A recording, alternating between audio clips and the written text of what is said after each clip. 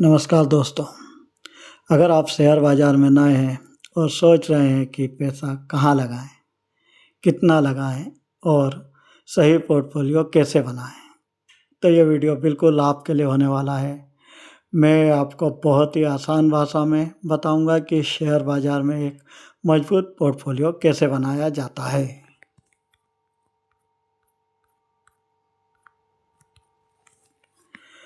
Portfolio क्या होता है? सबसे पहले हम जानेंगे कि पोर्टफोलियो क्या होता है। पोर्टफोलियो का मतलब होता है आपके सभी निवेश का संग्रह। अब निवेश कई प्रकार के होते हैं, जैसे शेयर में निवेश होता है, बॉन्ड में निवेश होता है, म्यूचुअल फंड में निवेश होता है, gold, silver, real estate, FD. इन सब का जो एक संग्रह होता है उसको हम पोर्टफोलियो कहते हैं। लेकिन हम चूँकि शेयर बाज़ार में काम कर रहे हैं, इसलिए यहाँ पर हमारा पोर्टफोलियो से मतलब शेयर बाज़ार का जो पोर्टफोलियो होगा वो होगा। यहाँ पर आपके पोर्टफोलियो का मतलब जैसे कि आपने 5 अलग-अलग कंपनियों के में पैसा लगाया, तो ये 5 कंपनियों में जो लगा हुआ पैसा है यही आपका एक पोर्टफोलियो कहलाएगा।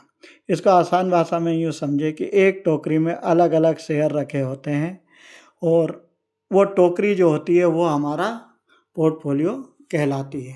अब कोई भी पोर्टफोलियो बनाते हैं हम, तो उसके साथ हमारा एक लक्ष्य होता है, एक गोल होता है। गोल के बिना कोई भी पोर्टफोलियो हम नहीं बना पाते हैं। तो पोर्टफोलियो बनाने के पीछे हमारा गोल क्या है वो हमें जानना ज़रूरी होता है।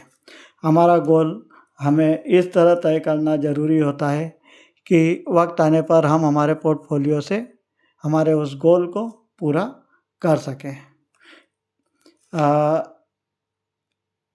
निवेश करने से पहले आप में यह तय करना होता है कि आपका जो निवेश है वो शॉर्ट टर्म के लिए है या वो लॉन्ग टर्म के लिए है, क्योंकि शॉर्ट टर्म मतलब 1 से 2 वर्ष और लॉन्ग टर्म मतलब 5 से 10 वर्ष। अब जैसे कि हम बिगिनर हैं, तो हमें शुरुआत में एक लॉन्ग टर्म पोर्टफोलियो बनाना चाहिए, क्योंकि लॉन्ग टर्म पोर्टफोलियो हमारे लिए ज़्यादा सुरक्षित और फ़ायदेमंद होता है। लॉन्ग टर्म पोर्टफोलियो ही हमें बनाना चाहिए। उसके बाद में फिर हमारे पोर्टफोलियो का हमें डाइवर्सिफिकेशन करना होता है। पोर्टफोलियो डाइवर्सिफिकेशन से मतलब क्या होता है? इसका मतलब ये होता है कि अलग-अलग सेक्टर्स जैसे banking, IT, energy, auto, chemical, FMCG, अलग-अलग सेक्टर्स होते हैं। इन सभी अलग-अलग सेक्टर्स में निवेश करना, क्योंकि सभी सेक्टर एक समय पे नहीं चलते हैं। ऐसे में यदि एक सेक्टर नीचे आता है तो दूसरा सेक्टर उसकी गिरावट को कंपनसेट करता हैगा, हमें जो हानि होने वाली होती है उस हानि को वो बचाता हैगा। और हमारे पोर्टफोलियो में जो एक नेगेटिवनेस आती हैगी उसको वो ख़त्म करता हैगा। उसके बाद में फिर आता है एसेट एलोकेशन। एसेट एलोकेशन इसका मतलब है आपके पैसों का बंटवारा। अलग-अलग तरह की कंपनियों में पैसा लगाना। मान लीजिए आपके पास 10,000 रुपये हैं, तो उन पैसों को आप कैसे डाइवर्सिफ़ाई अलग-अलग एसेट एलोकेट करेंगे।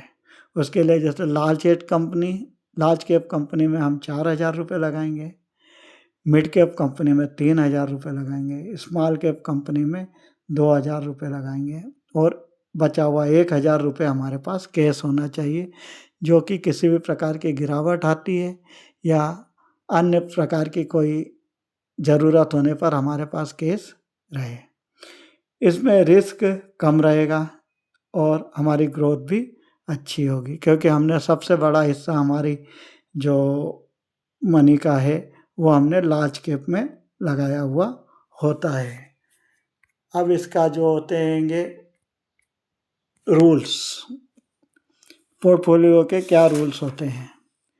नए लोगों के लिए ये ज़रूरी है सारे रूल्स को फॉलो करना। नंबर 1, हमेशा अच्छी कंपनी में निवेश करना चाहिए। उसके बाद में नंबर 2,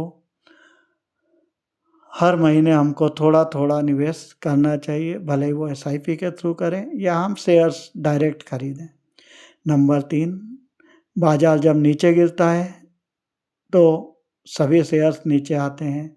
उस समय पैनिक सेलिंग नहीं करनी चाहिए, पैनिक सेलिंग से बचें। उसके बाद में नंबर 4, किसी के कहने पे शेयर ना खरीदें।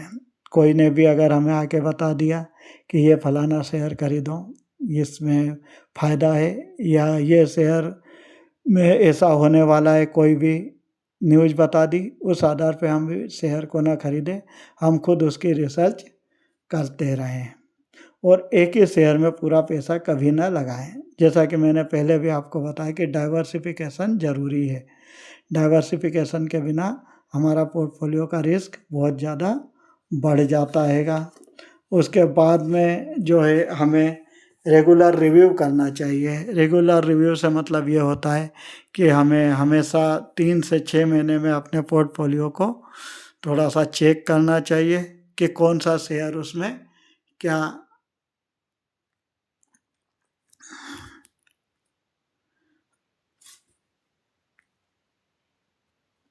और कॉमन मिस्टेक कुछ होती हैंगी।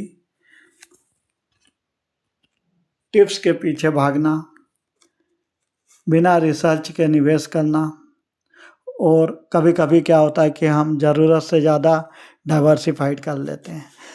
पोर्टफोलियो को डाइवर्सिफ़ाई करना ज़रूरी है, वो बहुत ज़रूरी है, लेकिन पोर्टफोलियो को ओवर डाइवर्सिफ़ाई करने से भी बचना चाहिए। हमको पोर्टफोलियो को केवल उतना ही डाइवर्सिफ़ाई करना चाहिए जहाँ तक हमें उसमें ग्रोथ मिले।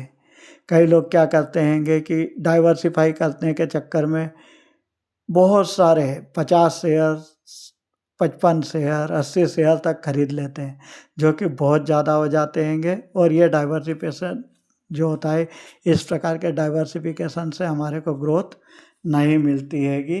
ये एक कॉमन मिस्टेक्स होती हैगी। प्रो टिप आपको ये देना चाहूँगा कि हमेशा लॉन्ग टर्म का माइंडसेट रखें और न्यूज़ और ट्रेंड पे हमेशा अपनी नज़र रखें। लर्निंग और डिसिप्लिन बना के रखें। लर्निंग हमेशा एक कहावत है कि लर्निंग इज़ अर्निंग। अगर लर्निंग हम कर रहे हैं तो हमारी अर्निंग वहाँ से ज़रूर होती हैगी।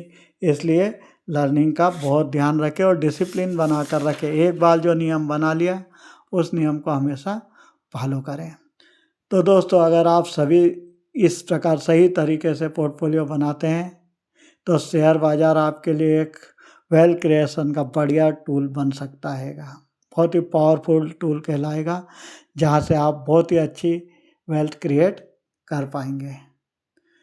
अगर आपको हमारा ये वीडियो पसंद आया है, तो चैनल को लाइक करें, शेयर करें और सब्सक्राइब करें। धन्यवाद।